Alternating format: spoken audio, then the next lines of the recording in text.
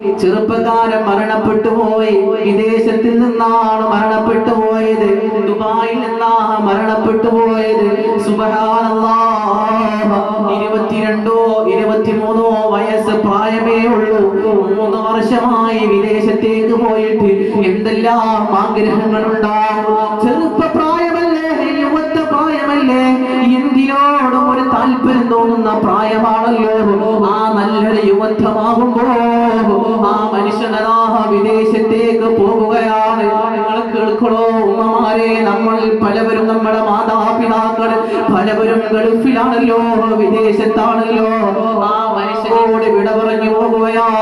21 22 3 വയസ്സ് പ്രായമുള്ളൂ. അല്ലാഹുവേ, അദ്ദേഹം മരണപ്പെട്ടിട്ട് ഒരാഴ്ചത്തോളം കഴിഞ്ഞു. മയ്യത്ത് ഈ നാട്ടിലേക്ക് കൊണ്ടുവരാൻ തിരുവേഗപ്പുറം എന്ന് പറയുന്ന കരിഞ്ചീരത്തൊടി പള്ളി എന്ന് പറയുന്ന പ്രദേശത്തേക്ക് അദ്ദേഹത്തിന്റെ ജനാസ കൊണ്ടുവന്നത് ഇന്നലെയാ. നിങ്ങൾ ഓർത്തു പോകണേ, ചെറുപ്പപ്രായമാണ്. ഏത് സമയത്താ എപ്പോഴാ നമ്മൾ മരിച്ചു പോകുവാണെന്ന് പറയാൻ പറ്റൂല. അദ്ദേഹത്തിന്റെ ജ്യേഷ്ഠാനിജ സഹോദരങ്ങളോടും കുടുംബക്കാരൊക്കെ അറിഞ്ഞിട്ടുണ്ടായിരുന്നു അദ്ദേഹം മരണപ്പെട്ടു എന്നുള്ളത്. പക്ഷേ നൊന്തുപറ്റ ഉമ്മ, നൊന്തുപറ്റ ഉമ്മ,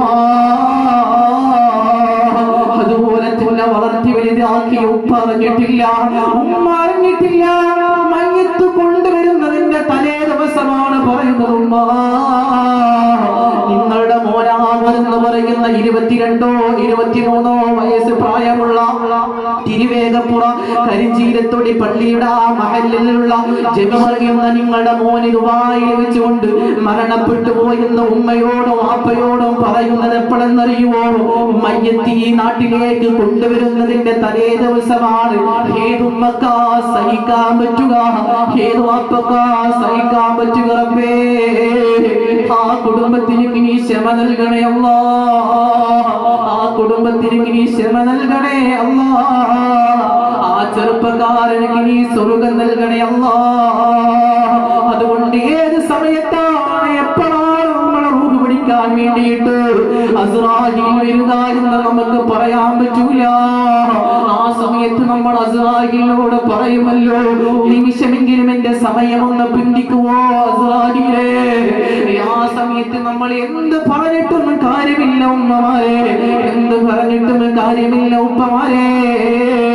അല്ലാഹുവേ, ആ കുടുംബത്തിന് ക്ഷമ നൽകണേ അല്ലാ. ഞങ്ങൾ ഒരുപാട് പ്രവാസികൾ, ഞങ്ങളുടെ ഉപ്പമാര്, കൂട്ടുകുടുംബങ്ങൾ, കൂട്ടുകാർ, ഈ നാട്ടും പ്രദേശത്തിലുള്ള പല ആളുകളും വിദേശത്താണ്. റബ്ബേ, ആ കുടുംബത്തിനും ഈ സ്വർഗ്ഗം നൽകണേ അല്ലാ. അതുകൊണ്ട് ഏത് സമയത്താണ് മരിച്ചു പോകുക എന്ന് നമുക്ക് പറയാൻ പറ്റില്ല. 10 20 കൊല്ലവും നമ്മൾ ഈ ദുനിയാവിൽ ജീവിച്ചിട്ട് എന്തുണ്ടാക്കി ഉമ്മമാരെ? 10 40 കൊല്ലം നമ്മൾ ഇവിടെ ജീവിച്ചിട്ട് അല്ലാഹു ഇഷ്ടപ്പെട്ടിട്ടുള്ള മാർഗത്തിലൂടെ നമ്മൾ കഴിഞ്ഞുകൂടിയിട്ടുണ്ടോ?